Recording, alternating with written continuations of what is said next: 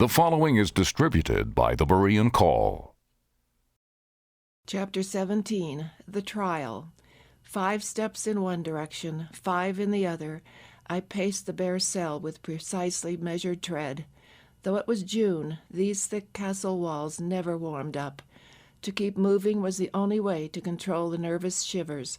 Waiting. I'd been waiting over 5 years now. These last hours were sure to be the longest. There were footsteps just outside my cell. The door opened, and a paper was thrust toward me. "You have 10 minutes to read your accusation." Bewildered, I looked at the 8 or 9 typewritten sheets of paper in my hand. 10 minutes to read all this?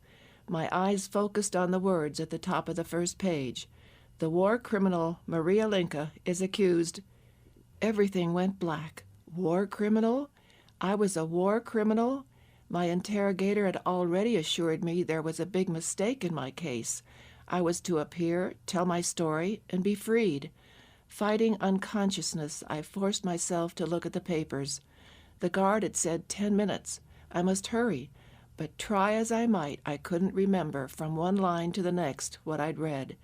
Through my head pounded the words, "War criminal, war criminal." "Time is up. Give me the papers." I'd scarcely begun. "But I must have longer. I haven't had time to read it all. Besides, I don't understand legal language," I pleaded. "You wouldn't be here if you weren't guilty. You don't need to understand it." What was he saying? Guilty already? Before my trial? But the interrogator, he had the evidence, and he'd been so sure. What a nightmare.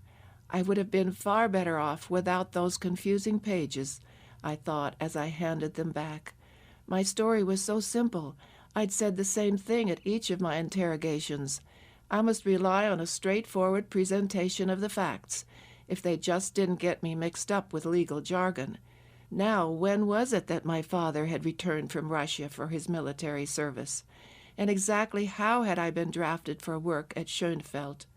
I must remember to emphasize the Tsarist law under which I'd been born, and the taking of my perfectly valid papers at Dritz, and all the promises they'd made. Around and around, my mind flew in a whirling vortex of dates, places, promises, names, half-remembered incidents, uncertainties, and finally nothing. This won't do, I told myself. I don't know who my judge will be tomorrow, but shall not the judge of all the earth do right? I couldn't think. The more I tried, the more muddled I became. I would just have to leave my case with him. All I'd concern myself with this night would be to pray for grace to accept his perfect will, whether it seemed so to me or not. The long night spent crouched in a corner of the cold stone floor came to an end at last, and I was summoned out into the hall. In horror, I saw the guard whip a knife out of his pocket and advance on me. Was it to be execution right here in the hall, even before my trial? Not at all. Instead, he grabbed my jacket and cut off each of the buttons. Trousers got the same treatment. With mouth open in shock and one hand holding up my pants, I stared at the buttons going into the guard's pocket. "Take off your shirt." Take off my shirt? If he must cut the buttons off, he could do it with the shirt on. Not relinquishing my pants, I pulled the jacket back, exposing the shirt buttons.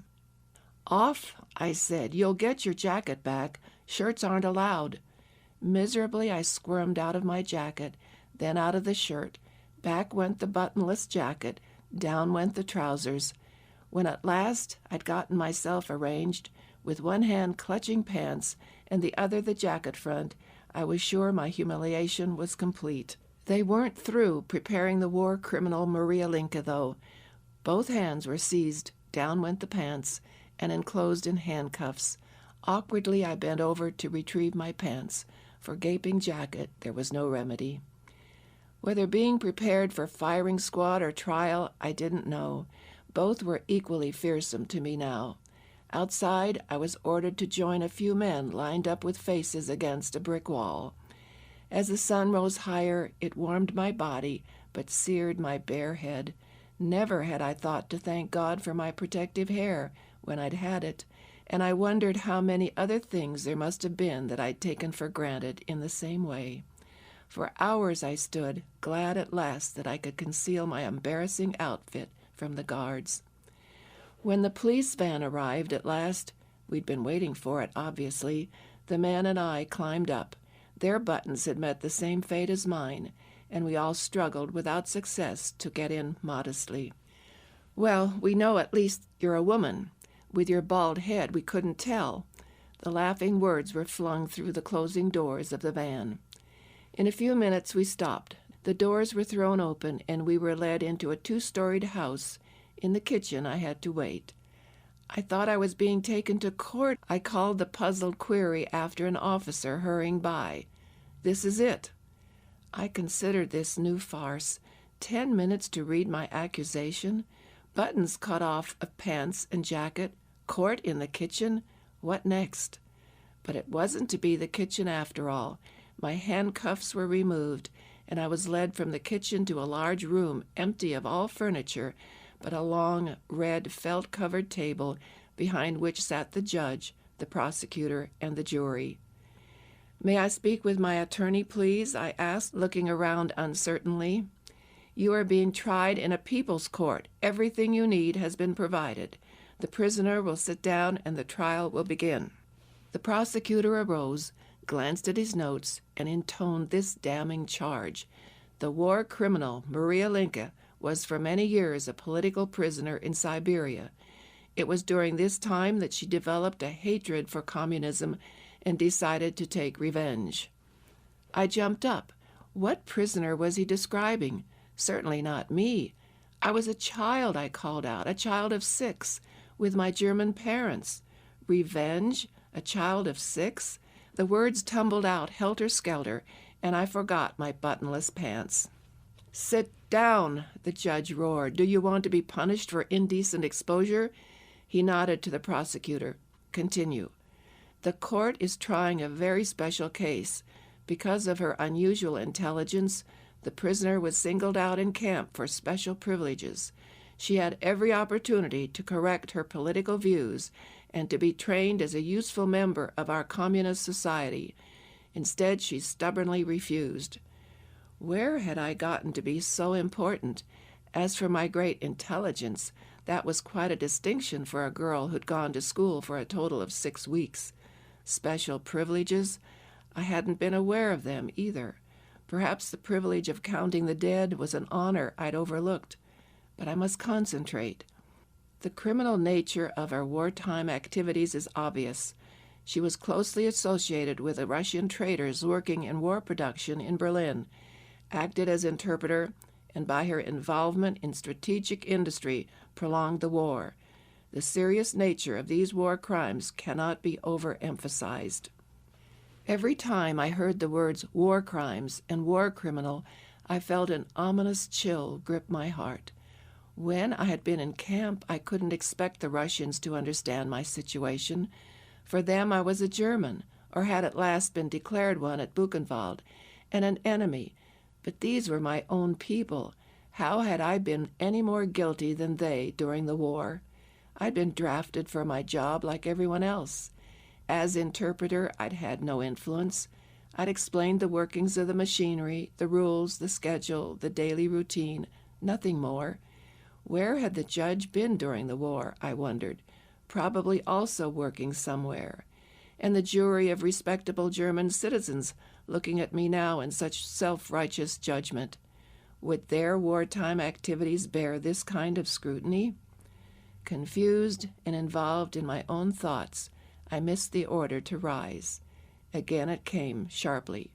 The prisoner is to stand and explain to the court why she refused to give up her antisocial views. I really didn't think of it that way. Maybe there's a matter of terminology, but explain to the court your objection to socialism. Is that plain enough language? Well, Your Honor, it's a matter of freedom, not mainly for the reason you might think, I hastened to add. You see, I'm a Christian, and under communism people aren't really free to practice their Christianity. I could never give up my faith. Neither could I. That's enough, bawled the prosecutor. This is a trial, not a church service. My defense was apparently over. Now the prosecutor stated my case again for the benefit of the jurors. None of them looked at me. 2 of the women sat with their hands over their eyes. Who knows, perhaps they were just trying to concentrate. But I had the feeling that they couldn't bear to look at this fellow German housewife in the eye. Over and over, the prosecutor used the same words and phrases: war criminal, traitor, strategic work, stubborn refusal, special opportunities. Words and more words. None of it made any sense, but on the jury it was having its desired effect, except for the 2 women with the downcast eyes. The attorney wound up his ringing portrayal of my crimes and, dramatically facing the jury, made his demand. In the name of the working people of the world, I ask for death. Death? I remembered the rope, the executions that night in the forest and later in the walled courtyard. I remembered the times when I'd wanted to die. Why had I been spared so long? For this? The jury left the room. Moments seemed an eternity, though they couldn't have been gone long. When they returned, the judge opened a file in front of him and read. Was this the predetermined verdict? And the jury hadn't objected? Again, nothing sank in.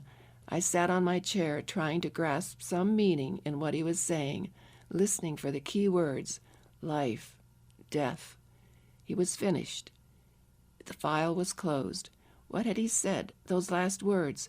Capital punishment. I was sentenced to capital punishment, death by hanging.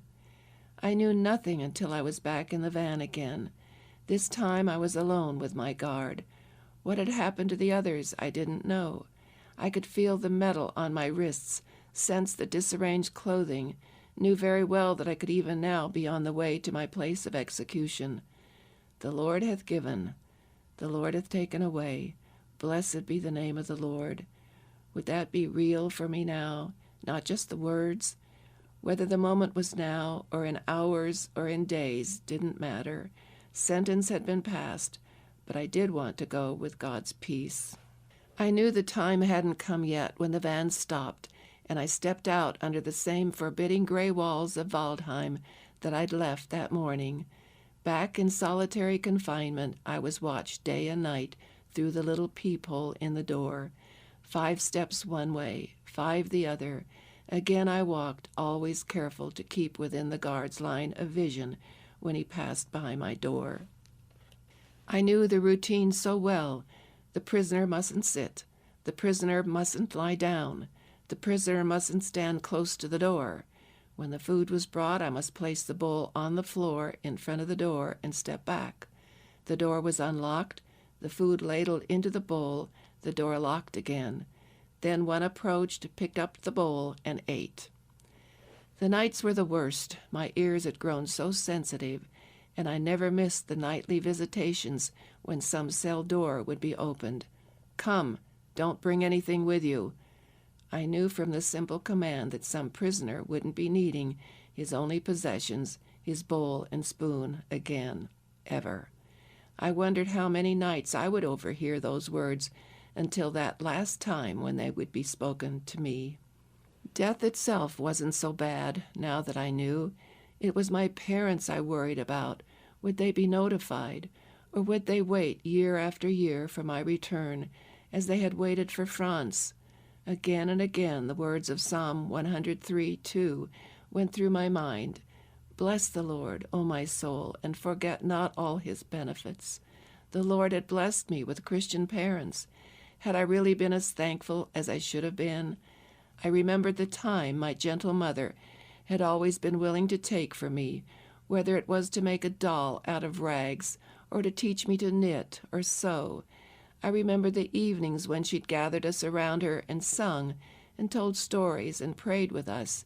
She'd listen, too, not in a preoccupied sort of way, but really listened to the things that interested us.